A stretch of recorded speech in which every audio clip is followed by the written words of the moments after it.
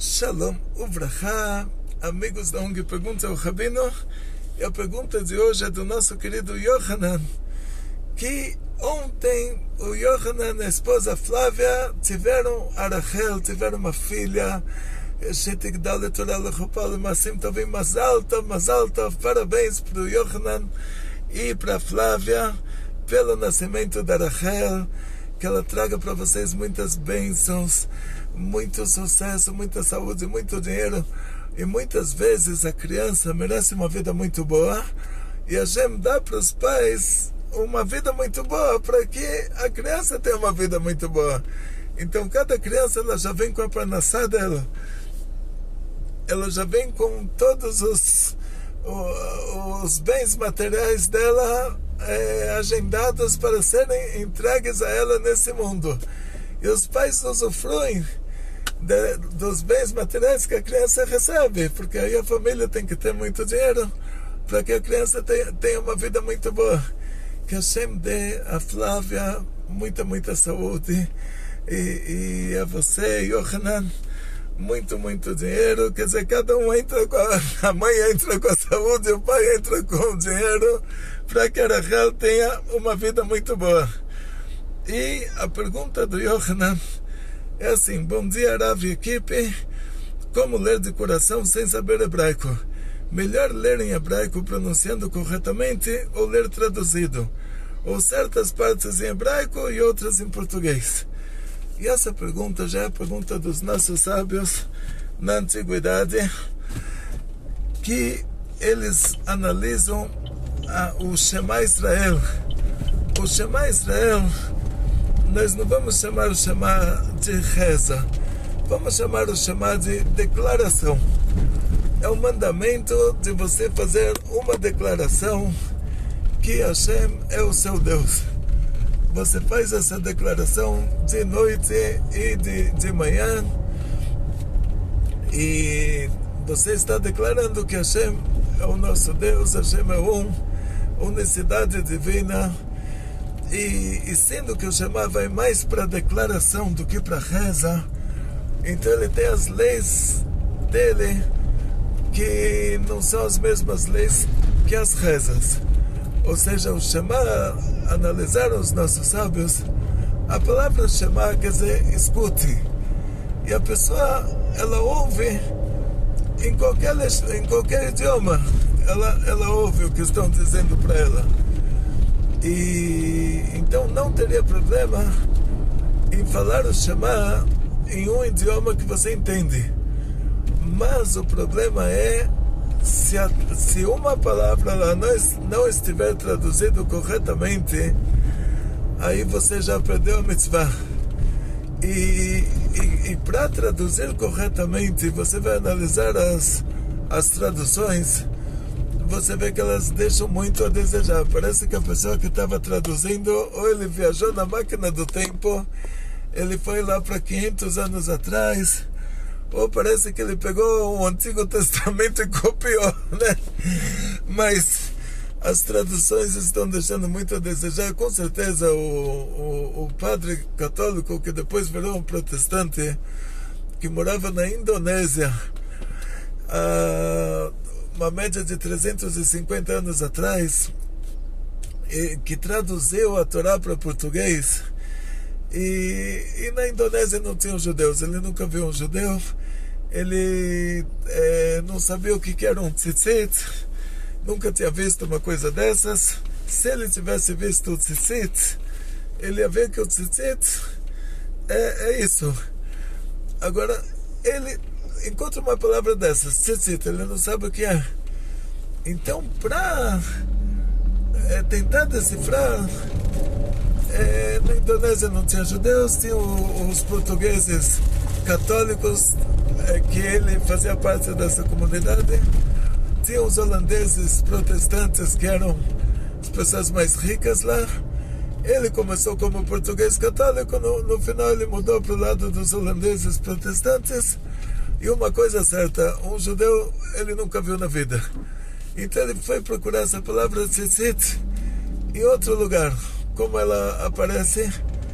E aí o profeta ele diz que o anjo pegou ele pelo tzitzit da cabeça dele. E os padres católicos antigos, alguns hoje aqui no Bom Retiro também, eu vejo isso às vezes no Campos Elíseos, lá no...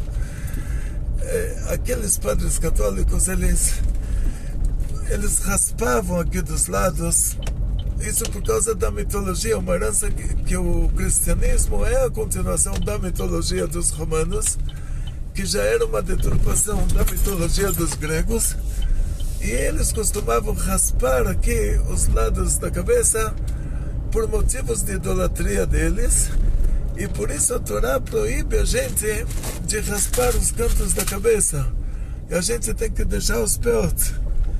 O Arizal diz que tem que deixar pelo menos 1 centímetro. Os judeus da Hungria, os judeus do Iêmen, eles deixam assim às vezes até a cintura. Judeus poloneses, tem Hassidim de Gur que também deixam.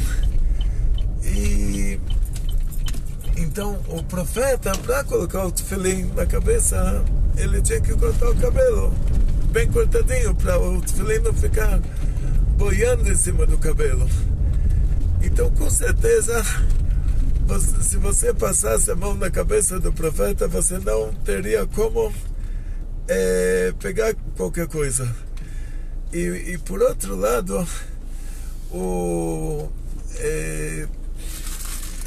dia, por favor, tudo de bom? Deus abençoe. Você também, muito obrigado. Você vê, eles sempre falam, Deus abençoe. Eu falo para você também, muito obrigado, né? Mas o brasileiro, eles são um povo religioso, não tem o que fazer.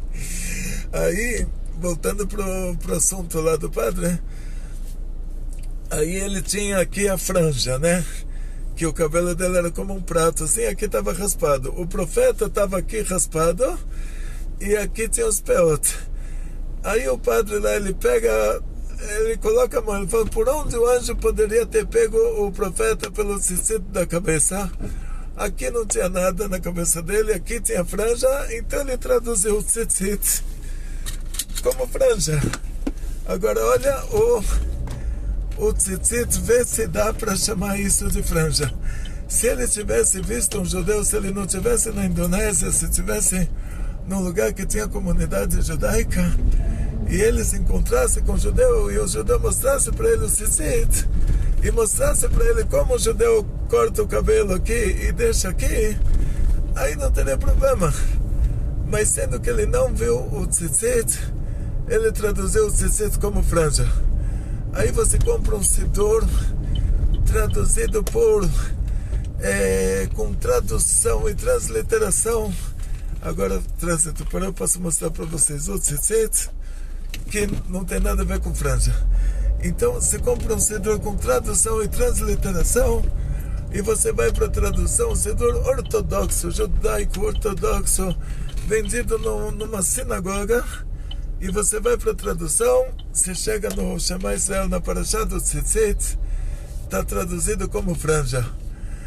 Você vai falar isso em português, e você vai falar que você está falando a tradução dessa reza, você não está falando a tradução dessa reza, você está fazendo como o Rebbe de Lubavitch falou, que uma tradução é uma versão inadequada do original. Ou seja, quando você fala sobre tradução, para que você consiga cumprir o mandamento divino, a tradução ela tem que ser verdadeira, tem que traduzir exatamente o significado de cada palavra. Então o primeiro problema que a gente encontra com as traduções é que elas não foram feitas por judeus.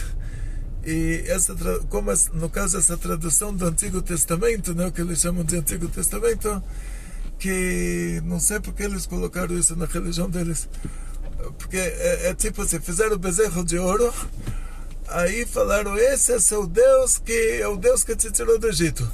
Pero o motivo que eles fizeram o bezerro de ouro no deserto é porque eles falaram que Moshe Rabbeinu desapareceu, então agora eles vão começar uma coisa nova, né? Vão mudar de religião.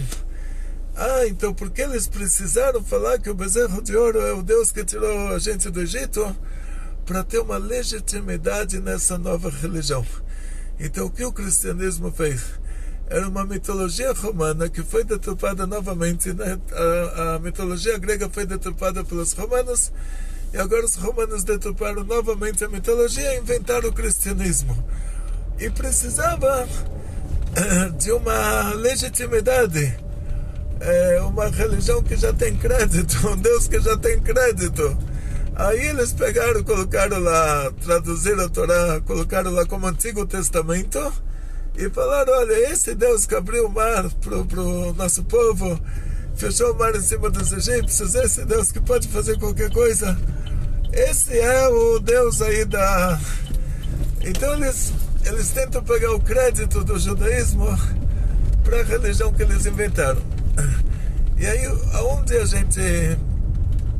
gente sofre com isso, que sendo que essa tradução para português já tinha sido feita, e as novas traduções, muitas vezes o tradutor ele viu que tinha tanta coisa para traduzir, e às vezes o tradutor ele tinha aprendido português, e então o que ele fez? Ele comprou o Antigo Testamento e copiou. Não tem outro jeito, eu não vi isso acontecendo, mas não tem outro jeito de justificar que todos os erros que os padres fizeram, todos os erros que a Igreja Católica fez na tradução da Torá, quando traduziram agora as novas traduções da Torá para português, eles fizeram exatamente os mesmos erros. Mas aí você fala, agora traduzir a Torá para português, você vê pela data da tradução, você vê que já as pessoas que traduziram em países que têm comunidade judaica, e pela data da tradução dava para eles pegarem um avião e viajar para Israel, para os Estados Unidos, para um lugar que tem uma comunidade judaica. Ou seja, assim, já não é aquele isolamento que aquele padre católico tinha na Indonésia. Já existe a possibilidade, a pessoa que traduz a Torá para o português hoje, ele já consegue traduzir melhor. Então por que ele repete os erros que aquele padre na Indonésia fez? Por não ter visto um judeu na vida, por não saber muitas coisas, por não ter visto certos animais. Ele traduziu Shafan Ernevet como coelho e lebre, e coelho e lebre são duas raças da mesma espécie, e Shafan Ernevet são dois animais ruminantes, e coelho e lebre não são ruminantes. E se você determina que roedor é ruminante, então não vão ser lá 3 espécies, vão ser milhares de espécies. Em outras palavras, todos os erros que a Igreja Católica fez na tradução da Torá, esses erros reacontecem hoje sem motivo justo. Então, se você for pegar uma reza baseado nisso, que baseada na tradução que a gente tem hoje, você vai ler a tradução de hoje, em muitas dessas traduções dos nossos Sidurim, dos nossos livros de reza, você vai ver que eles traduziram como a tradução da Bíblia do Antigo Testamento, e essa tradução não vai ser considerada uma tradução. Para ser considerada tradução, para que você possa falar o Shema Israel e você compra a mitzvah, tem que ser uma tradução certa, vamos dizer assim. Esse é o primeiro detalhe. Agora, em relação à reza, o Shemona Esrei Amidá, já não tem esse problema. Aí não tem problema se você rezar em português. E novamente, Mazal Tov para o nosso querido Yohanan, esposa Flávia, pelo nascimento de Rachel, que Rachel cresça para a Torá, Shetigdal Torá, Lechupá, tenha um bom casamento, Lemasim Tovim, faça muitas boas ações, e muito sucesso, muita saúde, muito dinheiro, felicidades judaicas de toda a família, muita saúde para Flávia e muita alegria.